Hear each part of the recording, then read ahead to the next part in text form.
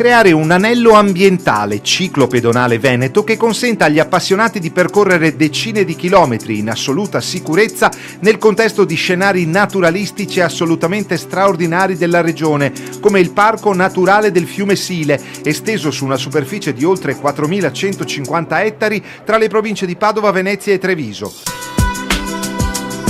dove alla presenza delle autorità sono state inaugurate le nuove passerelle ad integrazione del citato progetto a Quinto di Treviso. Una soddisfazione perché, come in questo caso, consente alle amministrazioni interessate di contestualizzare opere pubbliche nel disegno complessivo delle strade verdi del Veneto, il primo cittadino del centro alle porte del capoluogo della Marca.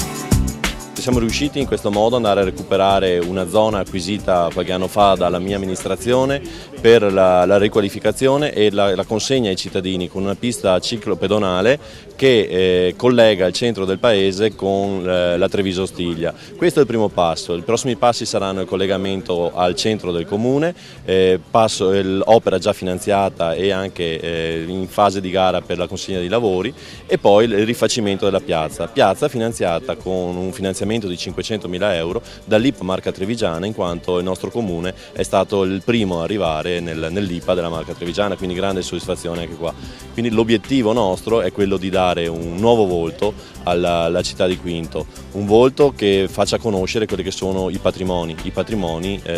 ambientali, e quindi cercare di portare gente per rivalutare il nostro territorio e dare anche una boccata d'ossigeno a quelle che sono le attività molto presenti intorno al nostro paese.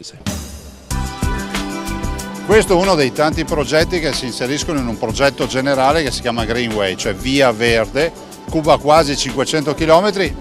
e sta per diventare il nostro Santiago di Compostela. È una realtà, ovvero mettere assieme percorsi esistenti come questo con altri percorsi nuovi di congiunzione, e quindi garantire ai cittadini che in bicicletta o a piedi riescono a percorrere tutti questi chilometri passando tranquillamente dai monti alle colline, alla pianura e quindi al mare. Inauguriamo queste nuove passerelle ed andiamo ad aggiungere chilometri di pista ciclopedonale a quel progetto iniziale della Greenway, la Girasile,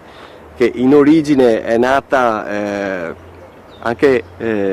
semplicemente come un percorso pedonale che parte dalle risorgive e deve arrivare in laguna. Noi ci crediamo, ne è la prova. A breve partirà anche un altro tratto che unirà il centro di Quinto